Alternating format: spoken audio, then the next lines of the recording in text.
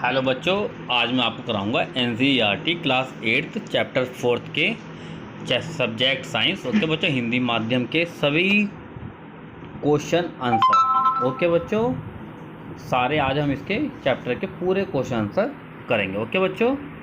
Hello बच्चों, ये है आपके क्वेश्चन नंबर 4 के क्वेश्चन आंसर। ओके बच्चों, तो हम स्टार्ट करते हैं। देखो, पहले क्वेश्चन आपका, निम्नलिखित में से किसको पीटकर पतली चादरों में परिवर्तित किया जा सकता है। ओके बच्चों, इनमें से बताना कौन सी ऐसी धातु है जिसको हम पीटकर पतली चादरों में उसको बदल सकते हैं। ठीक है बच्चों, तो वो कौन सी धातु है बच्चों? जिंक है। वो कौन धातु है बच्चों? वो जिंक है। ओके, ध्यान रखना। क्लियर। और आपको यही पता होना चाहिए बच्चों कि जो पतली चादरों में किसी भी धातु को हम बदलते हैं उस क्रिया को क्या कहते हैं? आघातवर्तनीय क्रिया कहते हैं। ओके बच्चों, हमारा सेकंड क्वेश्चन क्या बोलता है? निम्नलिखित में से कौन सा कथन सही है? इनमें चारों में से बताना बच्चों कि हमारा कौन सा कथन बिल्कुल सही है। ओके बच्चों, देखो पहला पॉइंट क्या कहता है? सभी धातुएं तन्य होती है। ऐसा होता है कि बच्चों की सभी धातुएं तन्य होती है? हाँ, जितनी भी हमारी धातु होती है बच्चों वो सभी तन्य होती है। ओके, तो इसका राइट आंसर होगा बच्चों सभी धातुएं तन्य होती है। ओके बच्चों, तो हम क्वेश्चन नंबर 3 में चलते हैं, जो है fill in the blanks. Okay बच्चों, ये क्या बोलता है? सबसे पहले फिल इन द ब्लैंक्स कहता हमारा कि फास्फोरस बहुत ही, फिल इन द ब्लैंक्स है, उसके बाद बताना अधातु है। देखो बच्चों, जो फास्फोरस है वो बहुत सक्रिय अधातु है। कौन सी है? सक्रिय। कौन से बच्चों? सक्रिय। ओके, आपको मैं लिख देता हूँ यहाँ पे।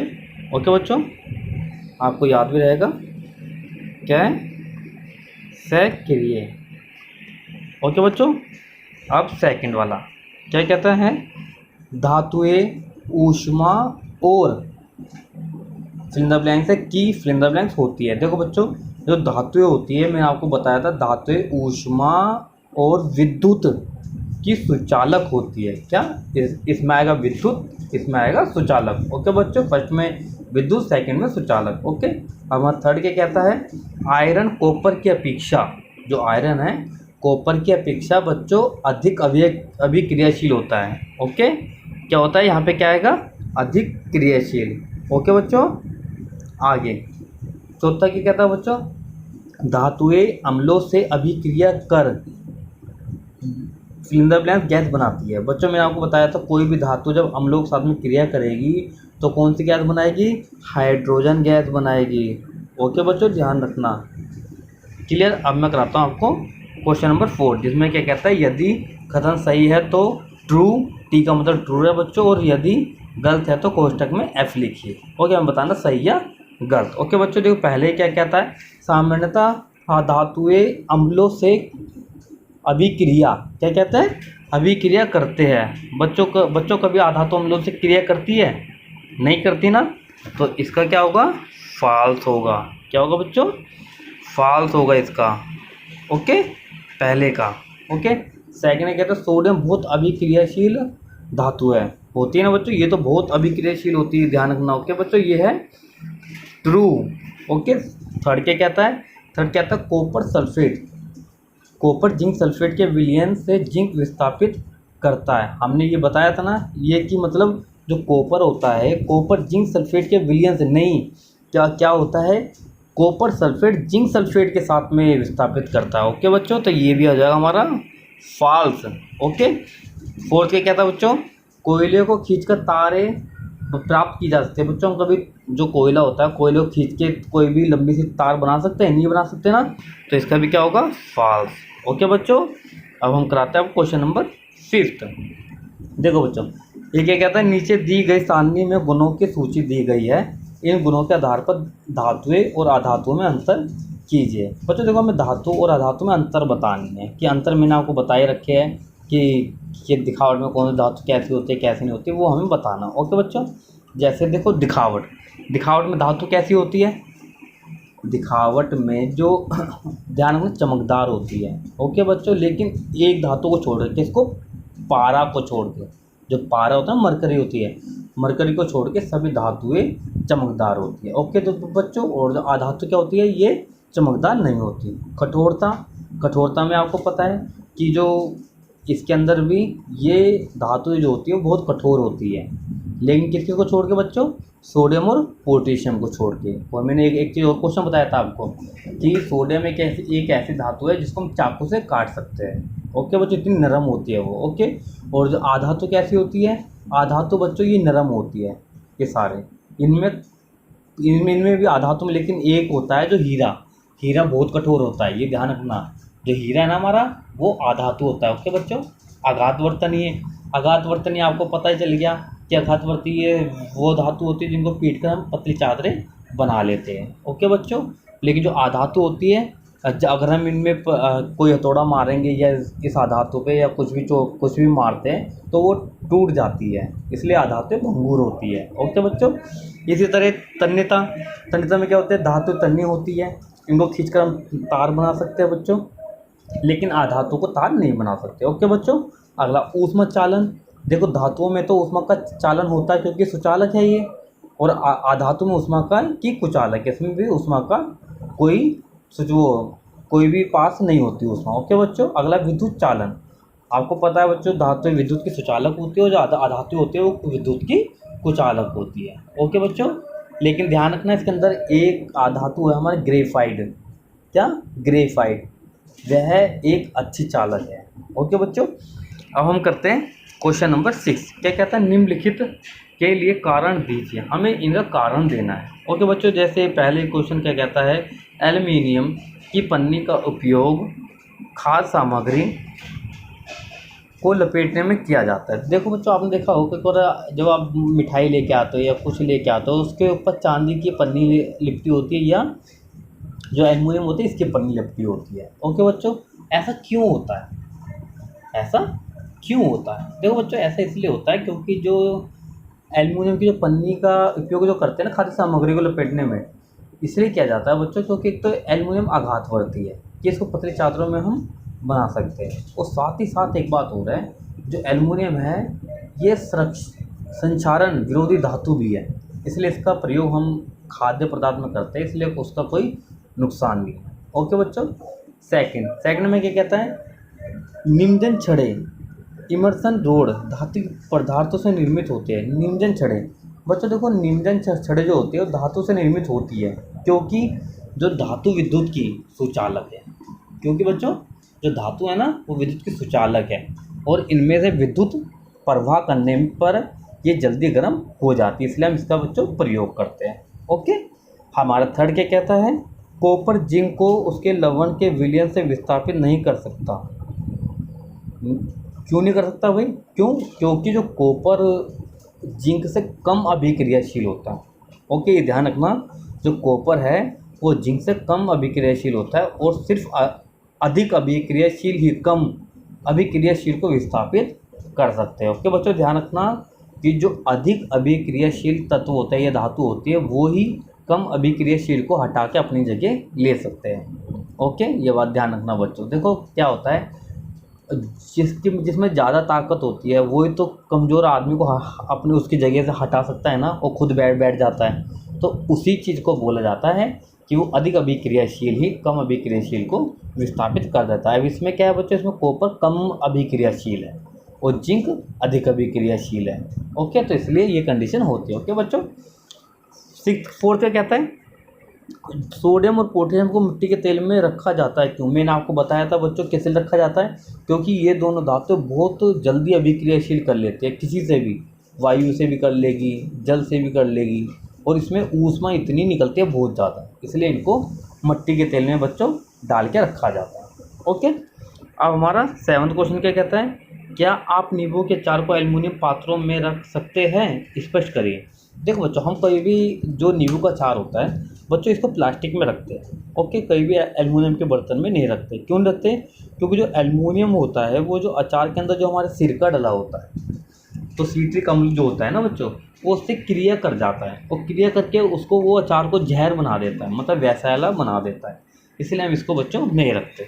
ओके, क्वेश्चन नंबर 8, इसमें क्या है बच्चों, नीचे दी गई सारणी के कॉलम 1 में कुछ पदार्थ दिए गए हैं, कॉलम 2 में उनके कुछ उपयोग दिए गए हैं, कॉलम 1 के पदार्थों कॉलम 2 में सही मिलान करिए। बच्चों हमें मिलान करना, क्या करना बच्चों? मिलान करना है। अब हमें ये बताना है कि कौन सा किसके साथ है। देखो बच्चों, आपको नाम से पता चल रहा होगा, पहला गोल्ड। गोल्ड से क्या बनता है बच्चों? आभूषण बनते हैं ना। Okay, iron. ओके बच्चों, आयरन से क्या बनती है हमारी?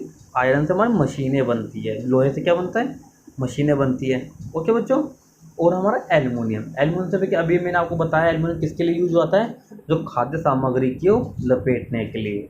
ओके बच्चों, और जो हमारा कार्बन है, ठीक है बच्चों, कार्बन हमारा ईंधन है, बहुत बढ़िया ईंधन है। ओके बच्चों, कॉपर। कॉपर का यूज़ किस में करते हैं बच्चों? बिजली के तार बनाने में। और मरकरी का यूज बच्चों थर्मामीटर में किया जाता है। जो थर्मामीटर देखा ना, उसमें एक पारा होता है, वो ऊपर नीचे होता है, वो होता है मरकरी। ओके बच्चों, अब हम कराते हैं क्वेश्चन नंबर 9। ओके, देखो क्या होता है जब, हमें ये बताना है इसमें क्या होता है जब। पहले देखो हम पढ़ेंगे, जब तनु सल्फ्यूरिक अम्ल कॉपर प्लेट पर डाला जाता है तो क्या होगा। ओके बच्चों, तो देखो क्या होता है जब हम कभी भी तनु सल्फ्यूरिक अम्ल को कॉपर प्लेट में डालने पर बच्चों कॉपर सल्फेट जल तथा सल्फर डाइऑक्साइड उत्पन्न करते हैं। क्या क्या उत्पन्न करते हैं? कॉपर सल्फेट जल भी उत्पन्न करेंगे, साथ में सल्फर डाइऑक्साइड भी उत्पन्न करेंगे।